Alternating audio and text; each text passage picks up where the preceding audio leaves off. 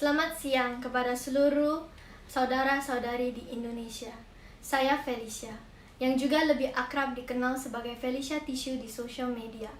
Dalam situasi pandemik yang sulit ini, saya berharap warga Indonesia akan tetap tabah dan menjaga kesehatan masing-masing.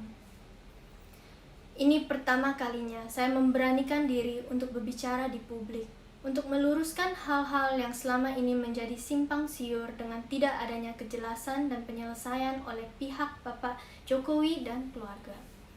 Akibatnya, akhir-akhir ini telah terjadi hujatan kejam yang dilontarkan terhadap saya dan keluarga dengan membawa isu suku, agama, dan kewarganegaraan. Setelah memilih untuk diam selama ini, saya rasa ini tidak bisa terus dibiarkan. Hujatan harus dihentikan dan publik harus mengetahui apa yang terjadi sebenarnya. Pada tahun 2016, saya diminta oleh putra bungsu Bapak Jokowi untuk bertemu dengan beliau dan Ibu Iriana, dan juga sempat diperkenalkan kepada keluarga besar beliau. Sejak berjalannya hubungan antara saya dan putra beliau, sudah beberapa kali diundang untuk menghadiri acara keluarga besar beliau, seperti pernikahan Mas Rio dan Mbak Ayang. Dalam acara tersebut, saya disediakan tempat tinggal di kediaman Mas Gibran selaku putra sulung beliau dan Mbak Selvi selaku istrinya. Saat itu saya sempat bertemu juga dengan Bude dan Pak B selaku kakak dan kakak ipar dari keluarga Ibu Iriana. Dengan pihak keluarga saya pun, putra beliau sudah meminta izin kepada orang tua dan nenek saya dan sering bertemu untuk menjalin hubungan yang baik. Dengan keakraban tersebut yang dijalin sedemikian waktu, tentunya kehilangan mendadak putra beliau dari kehidupan saya bukanlah hal sepele yang bisa dipertimbangkan dan diperlakukan seperti beberapa hal politik yang sering waktu diabaikan dengan cara mendiam. Tapi masalah saya ini harus diselesaikan secara kekeluargaan. No ifs and no buts. Pada akhir Desember 2021, putra beliau menelpon dan mengatakan secara langsung kepada saya keinginan untuk menikah dan sudah memberitahukannya kepada Bapak Jokowi. Putra beliau pun sudah meminta restu kepada orang tua saya. 2 minggu kemudian, putra beliau menghilang dan memblokir seluruh kontak selular. Walaupun saya sangat terpukul, saya mentegarkan diri dan mencari cara untuk mengetahui apa yang sebetulnya terjadi dengan mencoba untuk menghubungi putra beliau dengan berbagai cara dan juga kepada keluarga Bapak Jokowi. Tapi dengan sesatnya, tidak ada satupun yang merespon dan Ibu Riana pun mengganti kontak selularnya. Satu-satunya pembicaraan yaitu dengan Bude yang sempat kaget kepada perilaku putra beliau. Pada waktu itu, saya dianjurkan untuk tidak mengosongkan pikiran dan disampaikan bahwa Bude yang akan coba cari tahu dari keluarga beliau. Namun, setelah 2 hari kemudian, pada saatnya saya WhatsApp kepada Bude, dia pun tidak merespon balik. Alangkah anehnya. Dan yang lebih kejam lagi, putra beliau tetap aktif di sosial media Twitter, tetapi saya diabaikan begitu saja tanpa kabar dari semua pihak keluarga Bapak Jokowi. Namun, dengan demikian saya pun tetap berusaha untuk menulis surat tangan yang dikirim langsung dari Singapura ke Indonesia dengan tujuan kepada Bapak Joko Widodo. Isi surat tersebut meminta untuk hal ini diselesaikan secara kekeluargaan, karena dampaknya akan sangat berat bagi saya apabila tidak ada penjelasan dan penyelesaian dari pihak beliau. Sebagai wanita sederhana, saya tidak ingin kehidupan pribadi saya menjadi konsumsi media, apalagi ditambahi oleh hujatan-hujatan yang seharusnya tidak terjadi. Namun, sayangnya surat itu pun tidak direspon. Dengan situasi tersebut, saya tetap memilih untuk diam tanpa memberitakan apapun ke media.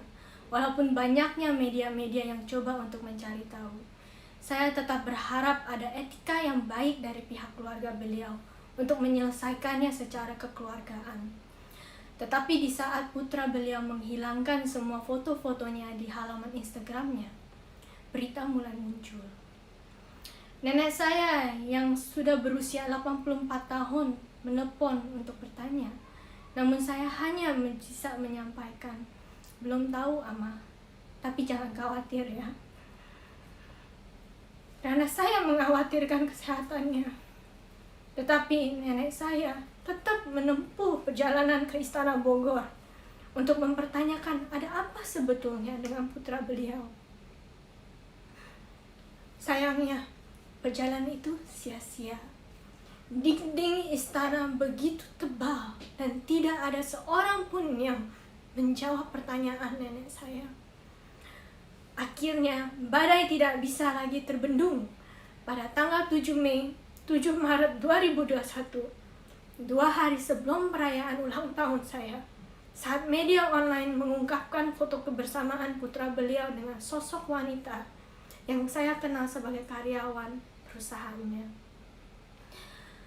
Mulai saat itu, foto-foto mesranya mulai beredar luas di media online, dipertontonkan kepada publik. Disitulah ibu saya merasakan dengan pedihnya bahwa anak putri satu-satunya telah dikhianati oleh putra beliau, dan perilaku kejitnya diperbolehkan oleh beliau sendiri dan keluarga. In all honesty, it was an immense blow for me and of course my parents who saw me in distress and confusion. They could not bear to see me treated with such unfairness.